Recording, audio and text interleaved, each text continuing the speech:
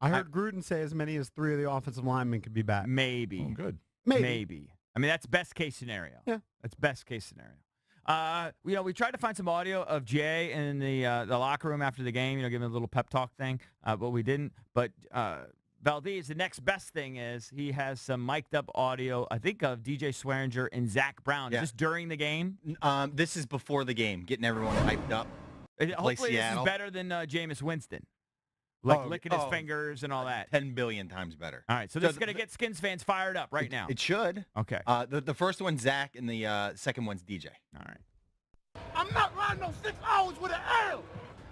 Defense on 3, defense on me. 1, 2, 3. Defense. Hey, man, it's time. It's time.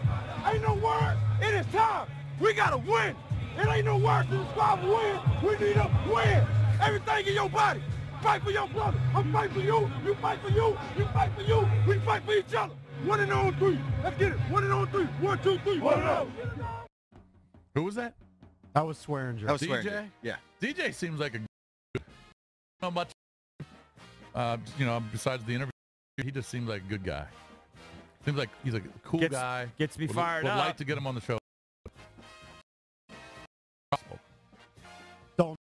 Now, did you play the Zach Brown too? Was that both in there? Yeah, Zach Brown was first. Yeah, he was Zach first. Brown was first. Okay. Zach Brown was Not flying 6 hours for no L. not that dissimilar than eating a W, which was Winston's speech.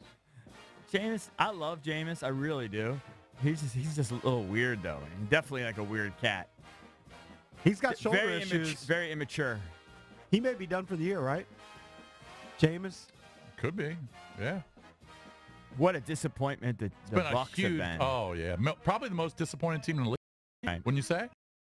Well, they were certainly hyped up. I know that. I mean, a lot of people had them, not just in the playoffs, but winning the division. Right. I would say the Giants are the most disappointing Okay, team in all the right, NFL. all They, right, they they're up won there. 11 games All last right, year. but look, they've had like major injuries, especially. But you're right; they're in that category. One of the big issues with this football team this year has been the play of the wide receivers, and they haven't been targeted for a lot of reasons. They started out the season. Terrell Pryor had huge expectations. He's clearly been demoted. Ryan Grant, much to the dismay of a lot of fans out there, has gotten a huge percentage of snaps. In this past game, he got 94% of the snaps. He was on 59 plays on offense. Doxson getting closer, though. They're on 8%, so he's necessarily targeted a lot. I believe he only had 3 catches. But Josh Doxson clearly getting more of a role in the offense. They have completely abandoned Terrell Pryor. He was in on 35 snaps, 56% of the plays. The guy that kind of turned some heads, at least I thought, was Brian Quick, who made a couple big plays and was there on 37% of the snaps. Problem is, he's in the concussion protocol. And also, this if Crowder comes back, Yeah, his he's time just goes- not going to get the action. Correct. And if Reed comes back, the receivers are going to be even less important. But he showed you that if you in a pinch, if you need him, he'll Right. make Yeah, some catches. it's definitely for you. capable. Of course, at the tight end position, we still have injuries. Jordan Reed and Niles Paul both inactive for the game, so that left the duties to Vernon Davis, who the wonder at 33 years old, was in on 47 of the offensive snaps. That's for 75% of the plays. Jeremy Sprinkle got some significant action. He's not a huge pass-catching threat at this point in his career, but he was in for 24 snaps, 38% of the plays there. The big story, obviously, was the offensive line, and they held up pretty well. T.J. Clemens was in there for all 100 snaps. So was Ari Kwanjo, all 100% of the snaps. Morgan Moses, Chase Rouillet, Tyler Catalina was there for 61 of the 63.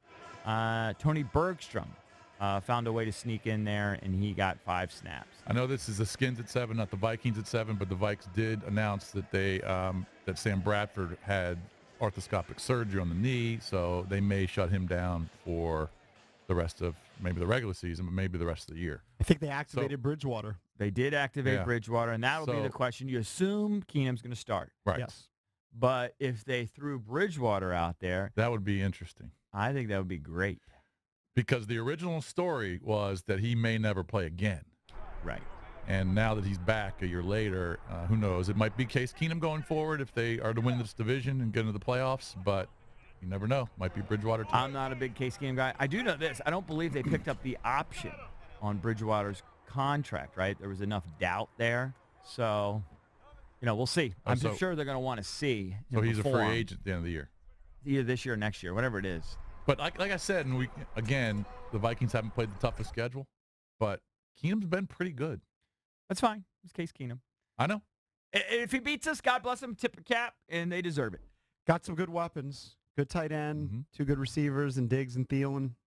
This is a game. Couple of good backs. This is a game where Not the great Redskins backs. have to dig deep, and they have to try to pull off the unthinkable sort of 2 weeks in a row with as many banged-up guys as them. Now, it's not as daunting, and so maybe they will hopefully they don't pull like a Wizards and just think they have this because they're at home, and it's not Seattle,